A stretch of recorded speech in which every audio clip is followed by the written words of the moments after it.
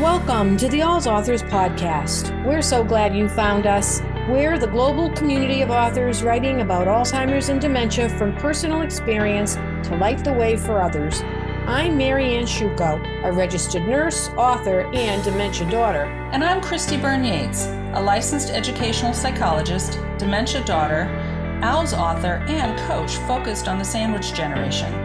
Please join us for bi-weekly episodes with our authors as we talk about their dementia journeys, sharing intimate details and painfully obtained knowledge to help others currently on that path. We hope these stories offer you comfort and support as we strive to break the silence and stigma surrounding a dementia diagnosis. May one of our authors speak to your experience.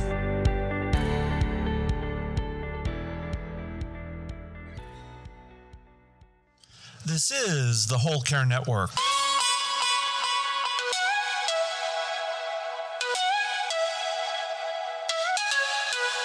Helping you tell your story one podcast at a time.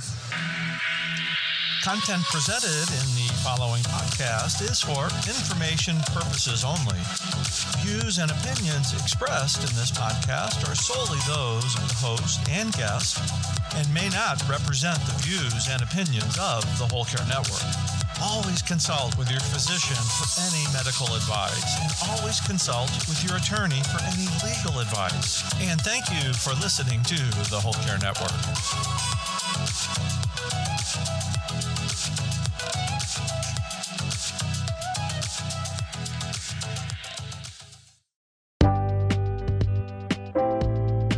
Hi, I'm Susan of All's Authors. When I was a caregiver for my mother with dementia, resources to educate and offer support were hard to come by. All's Authors believes in the power of storytelling to support and encourage those impacted by Alzheimer's and dementia. Custom Caregiver Collections is a customized collection of memoirs, novels, caregiver guides, children's books, and more. This collection of well-vetted books comes displayed in a beautifully crafted wooden tabletop bookshelf with All's Authors branding. Custom Caregiver Collections supports our goal of bringing real books to real people in real places and are perfectly suited for senior care communities, senior centers, doctors' offices, memory cafes, and professional or personal libraries. If you or your organization is interested in ordering or building a custom caregiver collection, we can guide you through choices of books written in many categories to support your needs. Want to build your own book collection? Contact us at allsauthors.com/ccc to get started.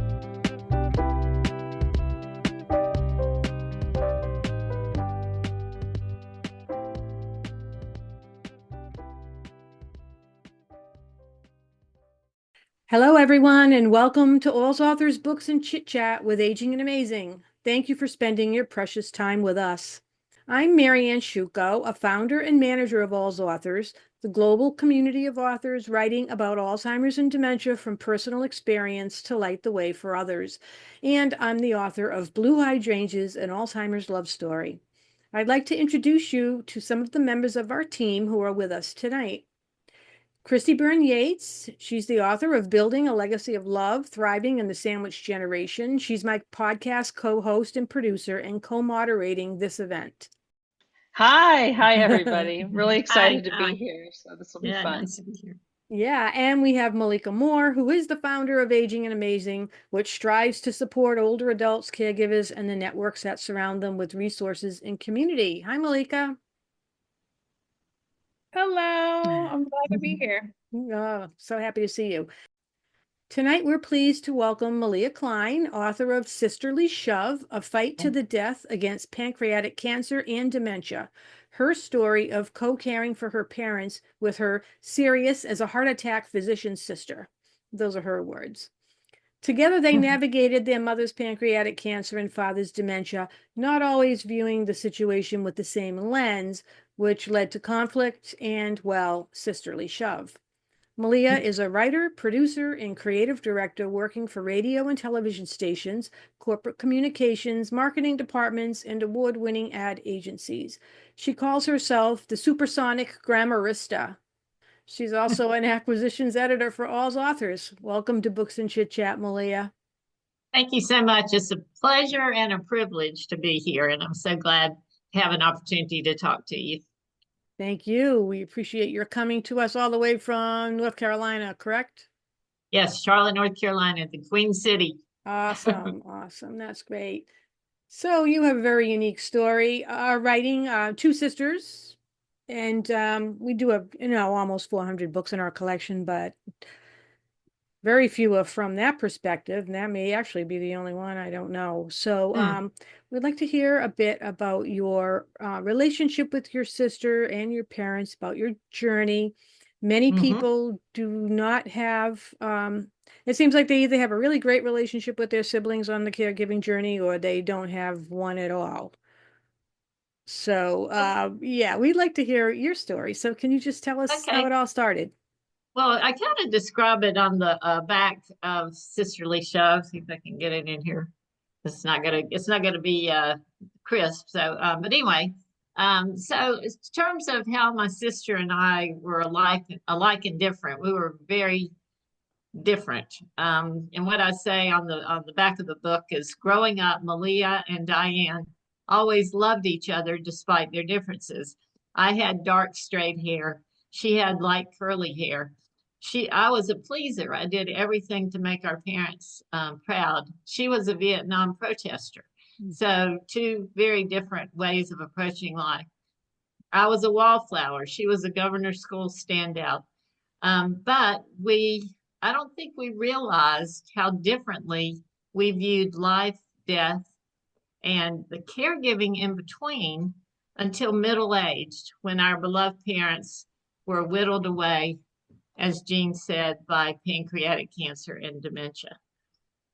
Another challenge was that she lived in California and I lived in North Carolina, and just the physical distance maybe made us a little suspicious of each other and our ability to care for our parents. So anyway, I'll kind of give you a synopsis of the story. So just in case anybody's on who has not read it. So a week after our mama died from pancreatic cancer, I did what generations of females in my family had thought of as unthinkable. I crammed 87 years of my father's life into 2 suitcases, forced him to leave his dog in his home, and disposed of him behind locked doors among other discarded, lost, and confused old people in an Alzheimer's assisted living facility that he preferred to call assisted dying. That's the way my sister described what I did. And the way I would describe it is that I found an ideal living situation for him in a memory care facility that only had 20 patients. There were rooms around a central living room. They had a dog. Anyway, totally different perspectives on the same thing. So my sister, and again, she was a physician, Dr. Diane Stinson, could no longer live with what she called Papa's incarceration in a sleeper cell of questionable care. So she elder napped him from the facility, that's my word, and quit her career as a physician to doctor him herself 24/7. So we got 2 different care situations, 2 different perspectives. One where my sister took him into her home and took care of him basically for 24/7. She had no friends. She had no support system.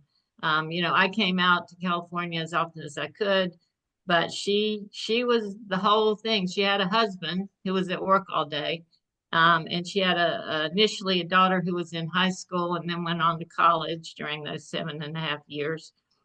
So, I guess if you described my part of the story, and the way we wrote the Sisterly Shove was that we alternated chapters. So when something would happen, I wrote a chapter with my perspective, and then she would write one from her perspective.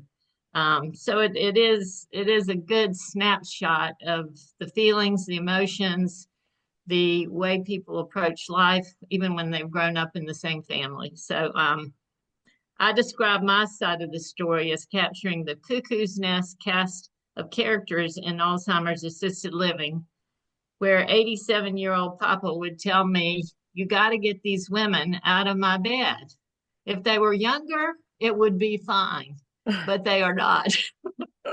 So that was that's what I mean by that. And then my sister's side of the story, I described that as revealing the humor, pathos, frustration, and back-breaking labor of being the sole caregiver for an aging parent.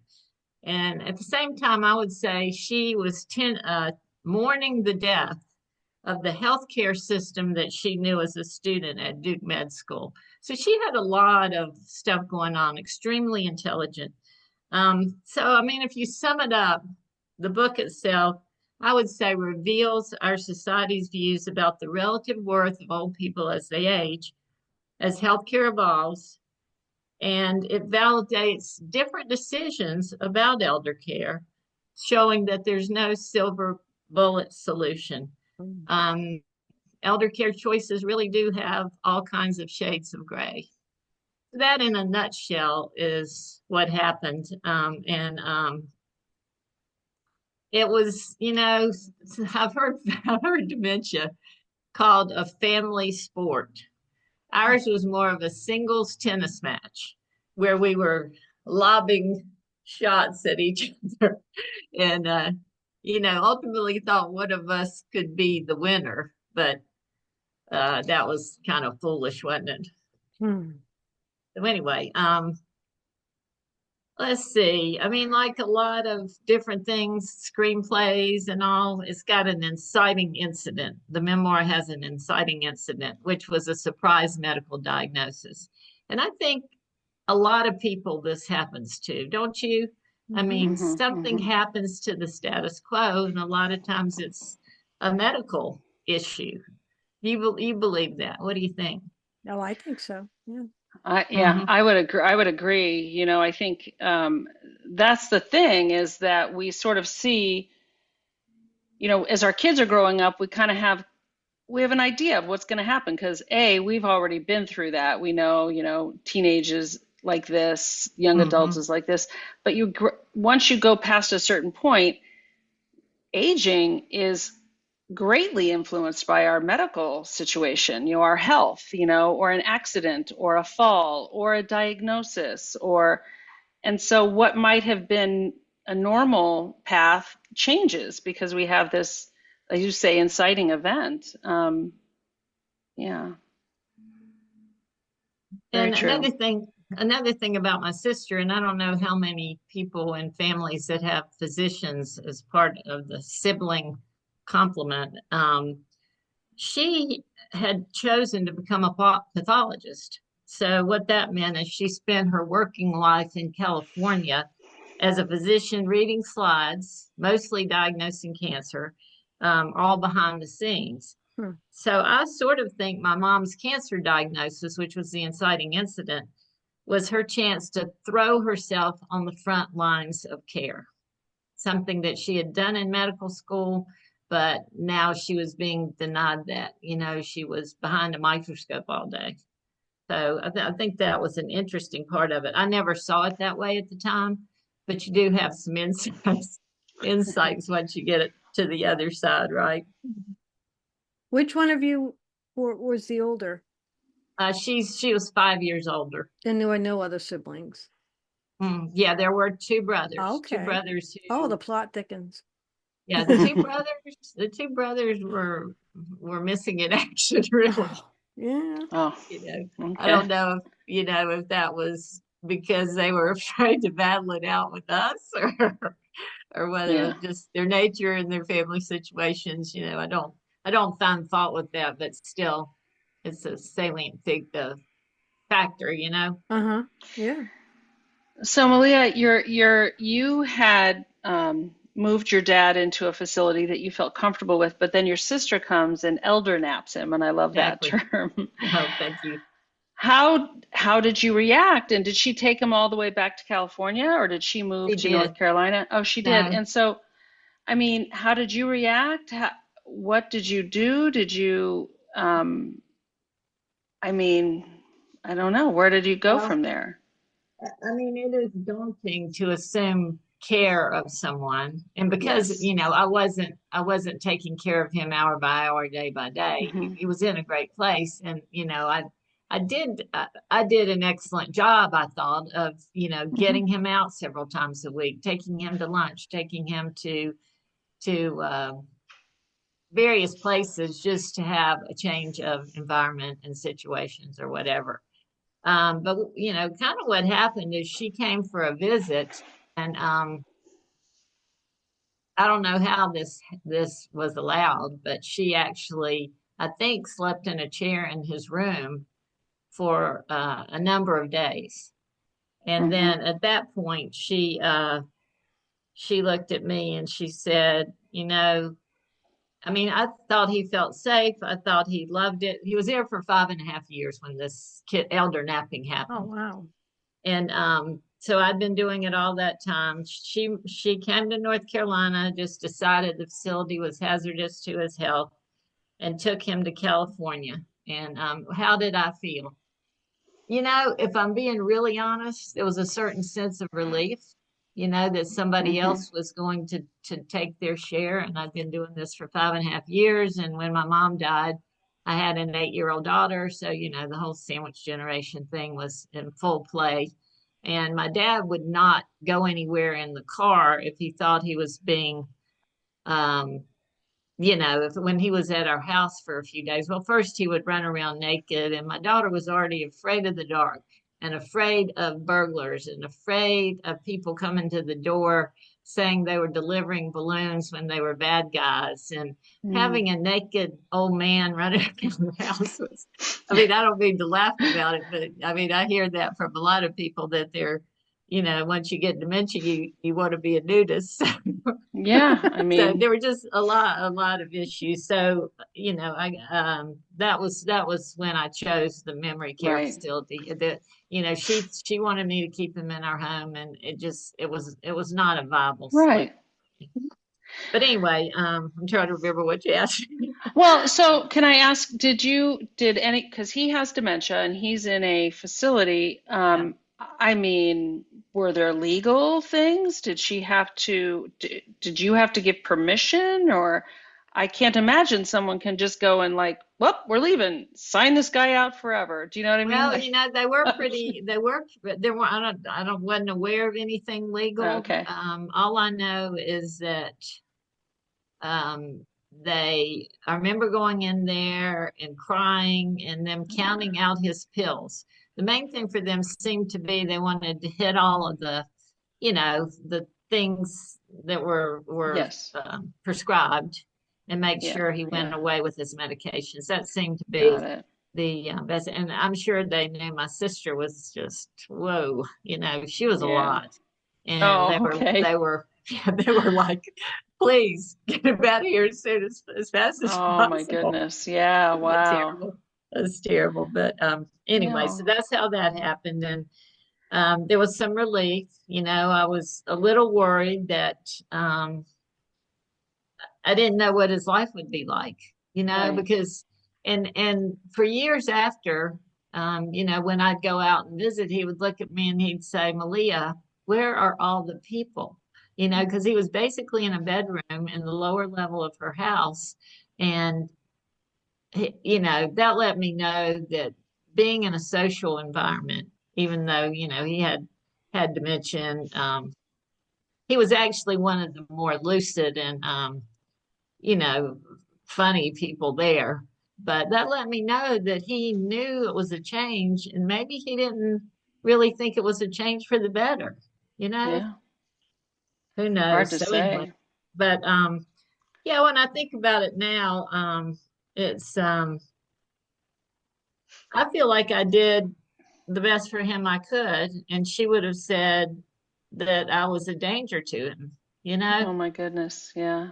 but anyway, so once she had him in the house and you know, took care of him all this time. And in terms of a timeline, so he was getting ready to celebrate his 100th birthday, and he had lived with Wow. dementia for 15 years. So I flew out to the birthday celebration. It was on October 31st, 2013, and he called himself a spook it was his mother's Halloween joke.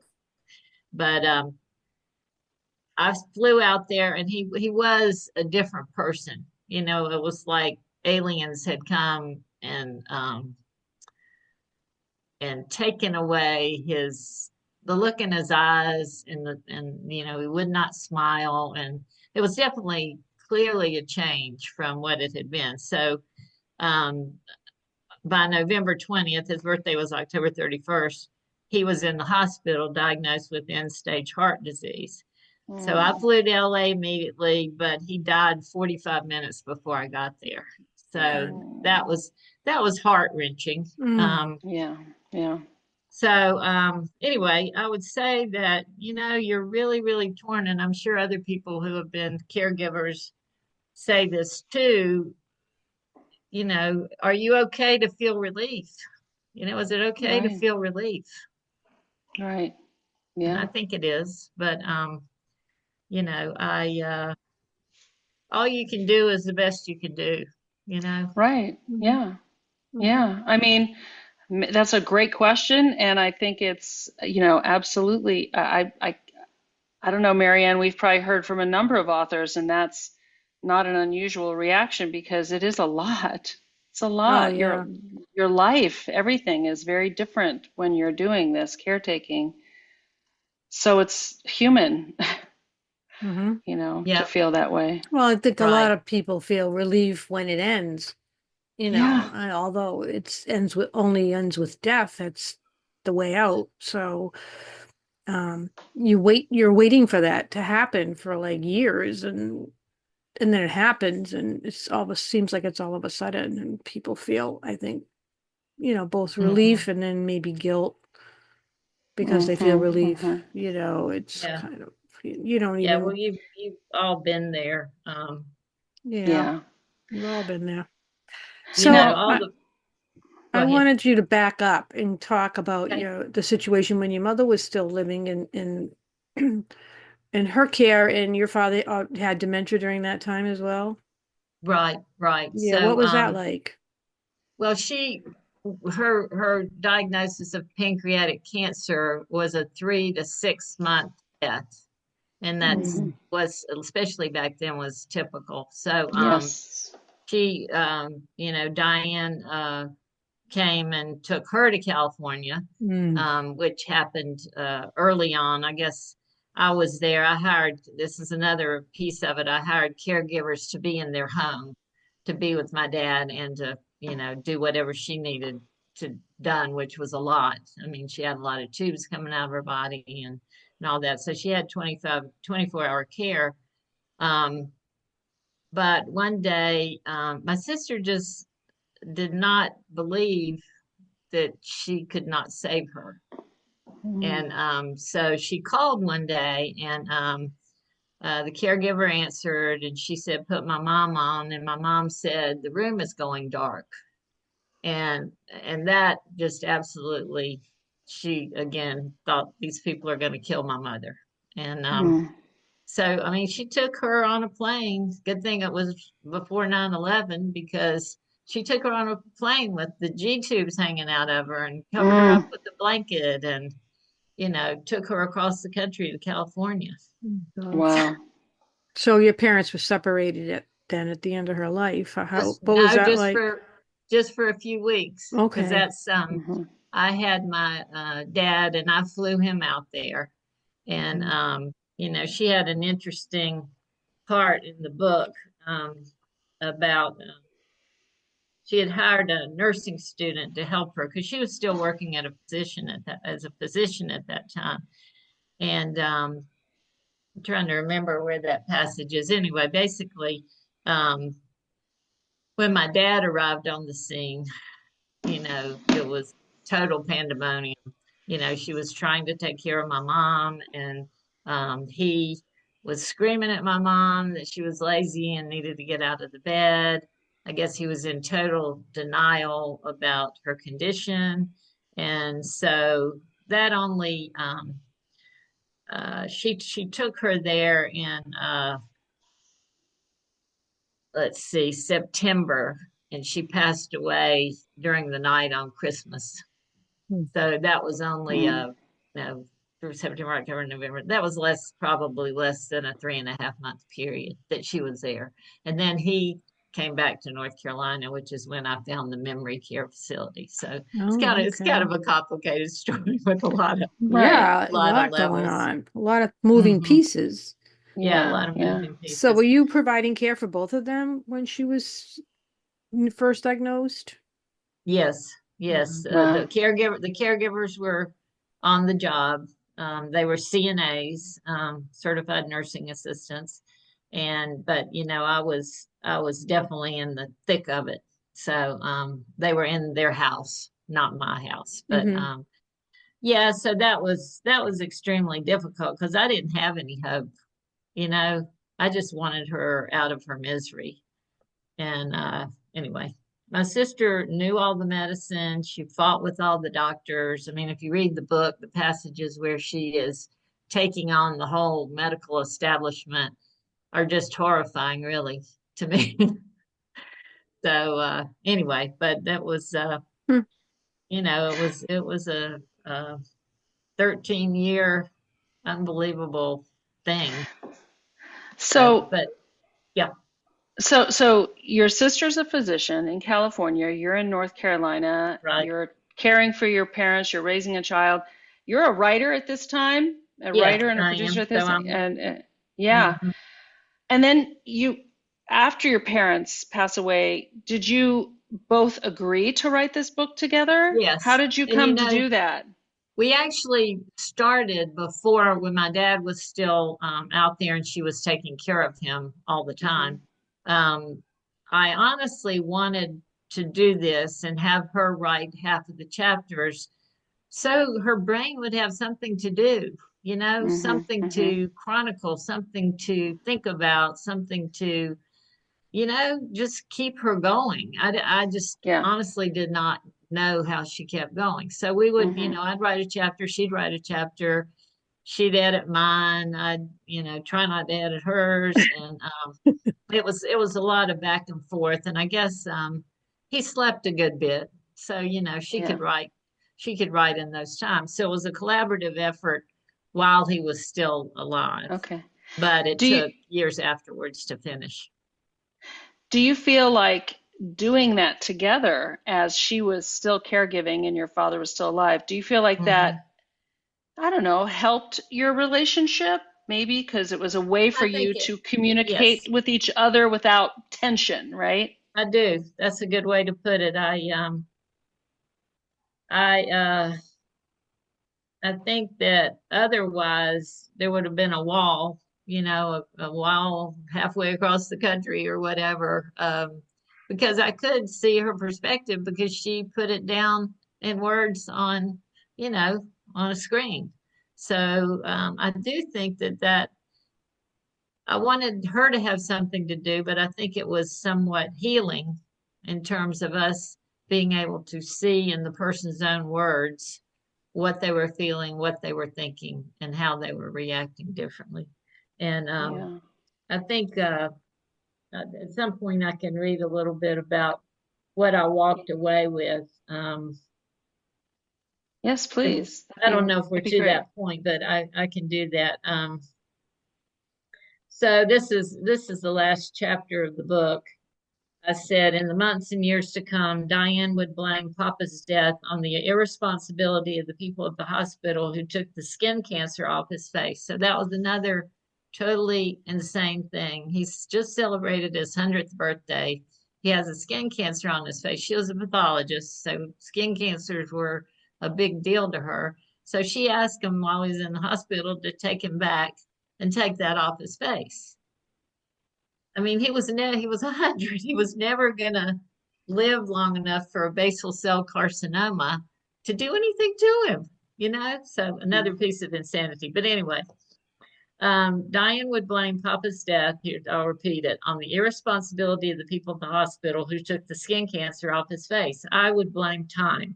He was 100 years old. He was bedridden Without prompting, he didn't know who anyone was or where he was, whether he had been married, whether he had had kids, or where he had gone to work every day, decade after decade. He had no frame of reference for his life at all. From my perspective, he existed in some cruel celestial limbo. Diane's perspective, as it had been throughout our entire lives, was totally different. She said if the surgical team had not chosen to lay Papa down flat during the procedure, he would have been fine. He would not have stopped eating. He would have lived for many more years. And if she had supervised the surgery herself, he probably would be alive and glad to be alive. Whew. Anyway, whenever Diane would start talking about that day with anger and frustration, the best I could do was to listen and try not to say anything to send her in a downward spiral. Even 15 years after, and this is me, this you can hear my voice coming around to appreciate her. I mean, I've just slammed her, right? Even 15 years after he was diagnosed with dementia, my angel of a sister believed our dad had a measurable quality of life. To her, life in any way, shape, or form is worth living. He had taken care of her. She had to take care of him with no trepidation, with no fear, with no doubts. It was a black and white decision for her. She had to stand vigilant, ever ready to fight for his life. Throwing in the towel was never an option. At times during Papa's last years, I managed to fight alongside my sister, but never as ferociously as she did. Along the way, even though I had roller coaster feelings about your quality of life when you have dementia, I began to desperately want her to outlive me. I figured that if I got old, desperate, and demented, she would fight for me as much as she did for him. In light of what has transpired since Papa passed away, my hope for that outcome seems to be rapidly fading away. And I told you guys a little bit about that, why my hope for her being my caregiver faded away. Yeah, that's beautiful. Yeah. So you can see that I'm sure there's somewhere in the book where she celebrated me in that kind of a nice light. And Sure. so I would say, even though sisterly love turned to sisterly shove, we came to understand each other. We grew closer because of it. We've lived on opposite coasts since we got out of college, and so there's positives in all situations, right? Yeah. And how did she view the final product? And how about your brothers? How have they read it, and what did they think? I think they've read it and they've liked it, and other relatives have liked it. I mean, I guess it's a story that's hard to it's sad, it's hard to really say, oh, that was a great book, because it's not a great story, really. So, but yeah, good reactions, good. I do think it gave the others something to talk about, and sort of a little window into what happened to him when they weren't around, right? So it was good. It was good. Does anybody else have some questions? Some of our guests who are here. I wondered if you had any advice, Malia, for siblings who are, who are facing this now. What would be some of the things that you would recommend after having gone through this together? Well, I think, I go back and I think about, people have told me that we could have avoided these years and years of sisterly shove by talking to our parents when they were in their 60s about what they would want to do if they got an incurable disease or dementia. But, we didn't, because I guess neither they nor we could bring ourselves to imagine a time when they would be dead. And I mean, that's just the bottom line. now my husband, on the other hand, his parents told him and his siblings no ifs, ands, and buts what they wanted done. If they became a burden, let us go. And that sounds simplistic. I'm not sure how you do that, but anyway, that was. So I wonder, in terms of sibling relationships, maybe have frank conversations, and try to realize that you're different people, you have different responsibilities, you're in different places of your lives, and see the other person's perspective and try not to be a bully. I guess is the bottom line. Anyway, Yeah. I don't know. Maybe that's a flip No, answer. I think that no, but I think that that's actually that tracks with Yeah, I think what we've seen. And I don't yeah. know, Malika, you work with a lot of families. Do you find that that's like listening to Malia talk about like don't be a bully with the others? I don't know if you had a thought on that. Yeah, I mean, I think I really liked how you were very opinionated on how your sister behaved, but I think at the end you were able to see like we needed both. Like there are some situations where you need to be fiery, and there were some situations where, okay, she sounds ridiculous. Like this Yeah, makes absolutely no sense. But I think you were able to really like take a step back and see that everything she had going for her, she was trying to help. She was yeah, trying to help in the way that she knew, and also trying to combat maybe this healthcare system that she knew from another lens that and perspective that you didn't have. And it sounds like, oh, that's not happening to my parents. Like that's that all of that energy that she had to kind of where you're like, oh, just let it go. Let's keep this the status quo. They're fine. So that I thought that was really beautiful oh, because thank it you. can be difficult. I wasn't surprised when you said it was just the two of you Uh-huh. because it's a lot of female, the daughter stepping up, and it's usually not all the children. And then I really liked how you were able to, you said because she was writing her thoughts, you were both writing this book, you were able to, you knew how she felt. You didn't, and you didn't, and she knew how you felt because it sounded like you were openly like, okay, that was ridiculous. You didn't have to act that way when we went here or did this. So I think that you had something special because sibling relationships can be tricky, but somehow even with the conflicts, you two worked it out. Yeah. And the other thing I think about is what if I had not had her? If it had just been me, what would I have Mhm. done? What would I have done? I would have been totally overwhelmed. And, so look at your siblings that way. What if you were an only child?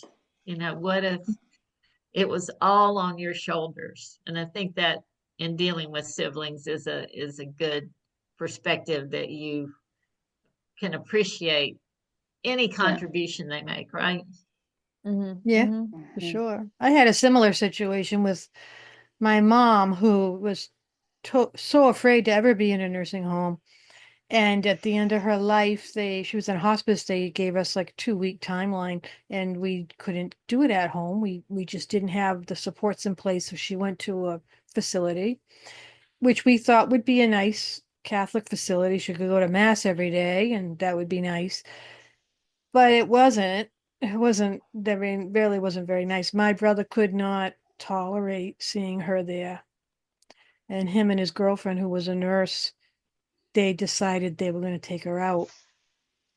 And we got actually my mother went off hospice and went into rehab, so she became ambulatory again. It's a long story, but he just told them at the place, he said, I'm bringing my mother home on Saturday, have her ready. And they said, oh no, you can't do that.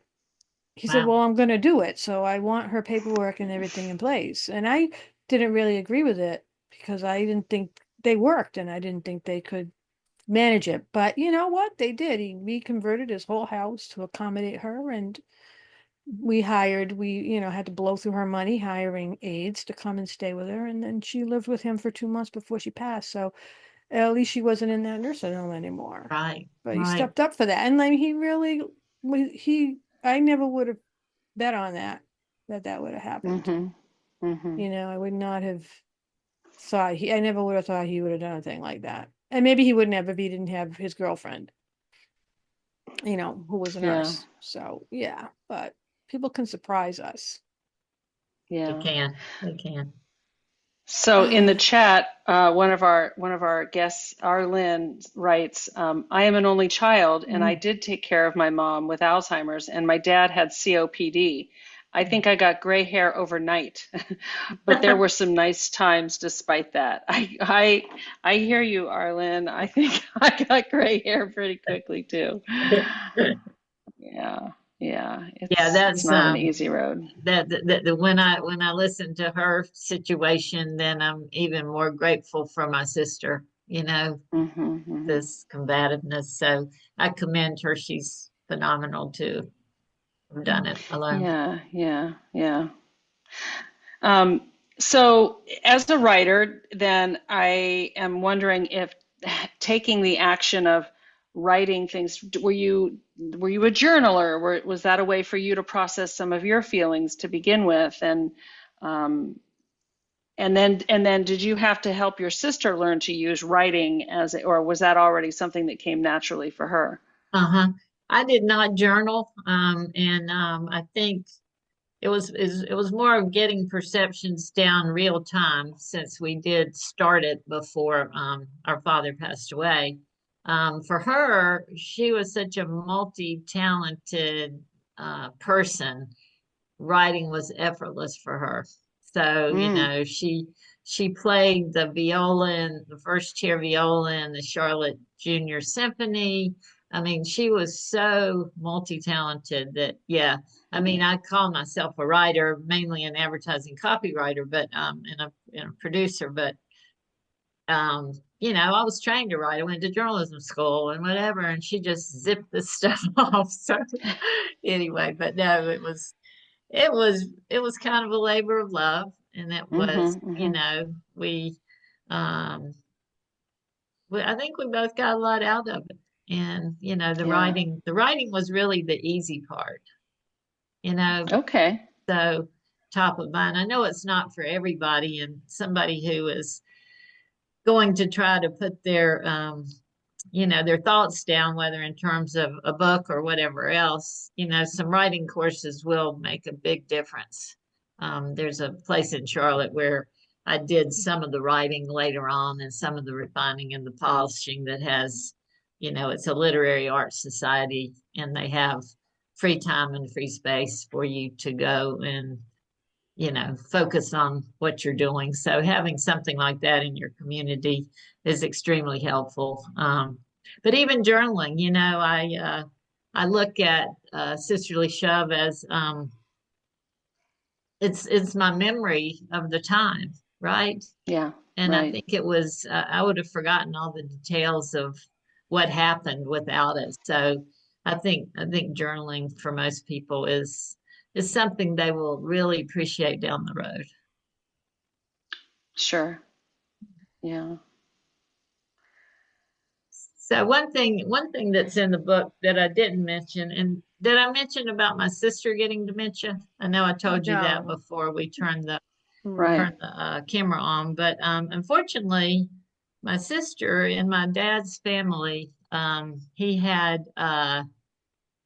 were 5 of them, and all but one of his siblings got dementia by the time they were 85. So that was, the pattern in our family, and still is. So my sister, after taking care of him for 7.5 years, she began to lose her memory around age 65. And I'm really, really sad to report that she passed away from dementia in April 2022 at age 72. So sorry. That broke my heart, because she gave her all to him. And I just wonder, did the social isolation? Did the lack of a life outside of that house, did it, like you said, exacerbate something that she had, that was a family kind of inheritance, unfortunately, to begin with? So I don't know the answer to that. Maybe some of the people who are watching, have had something similar happen, that somebody who really, and maybe Malika, pours themselves into caregiving. What does it do to them? Yeah, you do see that a lot, and it's sad and it's unfortunate. I do have a question though. Did your sister, what was her care like? I know she was really adamant about her parents not going to a memory care Right, or right. Her husband stepped up and kept her in their home. And he still went to work every day. So I'm not sure. She seemed to watch television a lot, but she did not wander. She didn't leave and go down to the beach or whatever. They lived in a beach town. So he was lucky in that way. But he went really early, went to work at the university really early in the morning when she wasn't awake. So I guess she slept for a long time, and he would get 4 or 5 hours of work in, and then he would come back. So props to him. He upheld her perspective better than most anybody would have, I think. Yeah. Yeah. So yeah, she was lucky. She set a standard, and the people who loved her upheld it. And I don't know if he read the book or if he heard about it, like Pillow Yeah, Talk or whatever. yeah, I think that also gave him a glimpse into like how she felt about things, and exactly. it seemed like he honored it in her own illness. Yeah. Yeah, and like I say, I have the utmost admiration for him for doing that, because it was difficult. So, but she was interesting. She was not angry. She was not abusive like my father was. She kind of accepted it, and maybe that's what made the difference. Okay. So at some point, did she, like early on, like where, like your father passes away in 22, you said, right? She passed away in 22. My father She actually did. passed away in 2013. So now it Okay. was 8 years later when That she she was died. diagnosed. Yeah, Oh my gosh. when she Okay. died. She was Okay. probably Okay. diagnosed, I don't know, 3 to 4 years after he died. Okay. And Okay. then it was still a shock at age 72, Sure. you know. Yeah. Anyway, so that was kind of the time frame of that. But yeah, it's difficult. And my brother-in-law doesn't really want to talk about it. I mean, he did what he had to do, and he's ready to move on with his life, which he certainly has Right. earned and deserves. So Yeah. Yeah. Well, I'm sorry to hear that. And I do feel for, uh, it's a family legacy you don't want, it's no. certainly something I think about. My mother Hmm. had Alzheimer's, my dad Hmm. had vascular dementia, which I think followed a stroke. So that's a little different, but But it's hard to know you. you have the challenge on both sides of your family. My mother's side of the Yeah. family had no dementia, so it Hmm. is kind of daunting and frightening, actually. So, well, Yeah.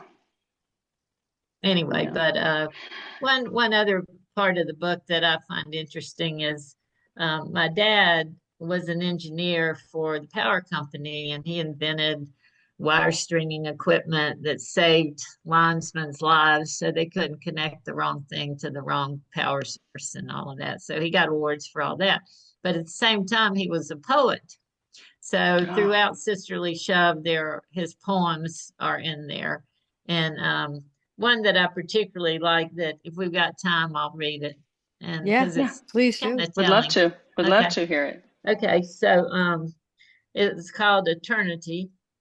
by Thomas Wilder Stinson was his name. When I look into the night sky, the world seems but a blind. I wonder if dimension only lies within the structure of my mind. Is there any difference in the near and far? Is an atom really smaller than a star? Our minds perceive, it's funny that he talked about minds and brains. Our minds perceive in 4 dimensions. We call them space and time. Is this really the way things are, or is it just the structure of our mind? If the world was 1 dimension, we could not see beyond a line. There would be no right and be no left, just one ahead and one behind. If the world had 2 dimensions, there would be no up or down. We could not climb a mountain. All would be level ground. If the world were 3 dimensions, there would be no time to pass and would be no bright tomorrow. And now, right now, would always last. But our minds perceive in 4 dimensions. We call them space and time. Is this the way things really are, or is it just the structure of our minds? What happens to 2 dimensions then when in the grave we lie? Is there a world of no dimensions somewhere beyond the sky? I just think the fact that a person who was, so insightful about the mind and the brain was the one that got dementia. Right. Killer. Yeah. So Yeah, that's a beautiful poem. I love that. It is. It is beautiful. I take a lot of solace in it, and I know that it was a part of him that was another interesting part of him. So he was a cool guy. Yeah. That's lovely. It was. Is there anything else you would like to share with our listeners here? No, I mean, let me see if I can think of anything else at all. Or do we have any other comments or questions?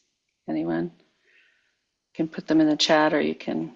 Thank you. I really enjoyed it. I hope more siblings will follow you and your sister's lead. I think it's just beautiful the way you two were able to be so honest with one another during the process. And I hope it's a gem that you'll always cherish. Yeah, it will be. And like I say, whether you journal or write a book or together or whatever you do, just talk to each other. Just try to stay on the same wavelength. Easier said than done, I know, but anyway, it's a struggle, and you'll get through. We got through, and you will get through one way or the other. True. Yep, that is the truth, and I think that's sometimes in the midst of it hard to imagine that you'll get through it, but we do get through it. So Malia, where can we find you? Where will people listening find you? The easiest way to get the book is just go to Amazon.com and search for Sisterly Shove. My website is being reconstructed again, but it will be back up soon. I have another site at MaliaKline.com, but it doesn't deal with Sisterly Shove specifically. So when that site goes back up, it'll be sisterlyshove.com. And so that's Excellent. one way to learn more about us. But the book itself is easiest thing is to go to Amazon.com and search for Sisterly Shove. Mm-hmm. And you can also learn more about Malia at allsauthors.com. We have you on the podcast a couple of years back, and you have your blog post up there, so you can just search her name on our homepage. There's a search engine, and you can locate those things if you'd like to learn more about her story and get all her links, social media, all of that is on there. And we'll have all that stuff in the show notes. Yeah. And thank you to all authors. You do an unbelievable service to people who are struggling with whatever. Thank you so much. That's so kind. We try. You do. Thank you so much. I'm always amazed by you. So yay for you. Thank well, you. it's it's incredible to hear from so many people who are managing and caregiving, and either we have authors who are themselves have early onset or continuing with their struggle with dementia. So it's an honor always to have our authors talk to us, because it's incredible what people are going through, and how when we share these stories, you know, it helps so many people. So thank you for being a contributing author and doing what you're doing. Love it. Yeah. Thank you for the show. I appreciate it very much. Thank you. And thank you everyone for attending Aging and Amazing's Books and Chit Chat with All's Authors. We'd love to see you at our next book discussion on Tuesday, January 28th at 2 p.m. We're changing the time. We're going to be meeting in the afternoon, when we meet Mary Crescenzo to discuss her book, The Planet Alzheimer's Guide, 8 Ways the Arts Can Transform the Life of Your Loved One and Your Own. Mary is an author, playwright, musician, artist, and all-around creative who has much to share about bringing the arts to your dementia journey. You can learn more about her and register for the event in the Books and Chit Chat channel in the Aging and Amazing community, or by visiting allsauthors.com. We'll get that information up in the next day or so. I also invite you to be among the first to know everything new at All's Authors as a subscriber to our weekly newsletter. Sign up at allsauthors.com, then check your inbox each week for our news, introducing our latest author, podcasts, special events, and more. And be sure to visit our blog, podcast, and shop at allsauthors.com to find more resources for your dementia journey.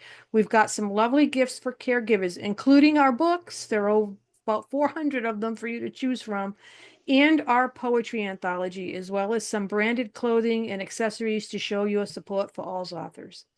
You can also follow us on social media, Facebook, Twitter, Instagram, and LinkedIn, where we share a wealth of resources for the dementia journey.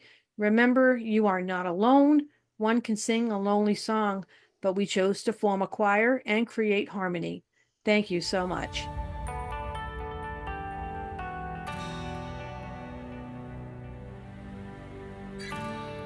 Thank you for listening to Untangling Alzheimer's and Dementia, an All's Authors podcast.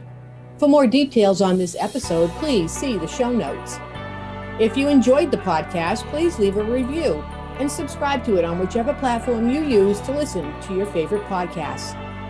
For more information on All's Authors, please visit allsauthors.com.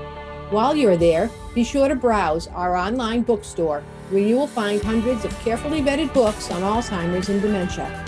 You can also find us on Twitter, Facebook, Instagram, and LinkedIn. Please email your thoughts on the podcast to allsauthors@gmail.com. We are a 501c3 charitable organization, totally reliant on donations to do what we do. If our authors' stories move you, please consider contributing to our cause. Remember, you are not alone. One can sing a lonely song, but we chose to form a choir and create harmony.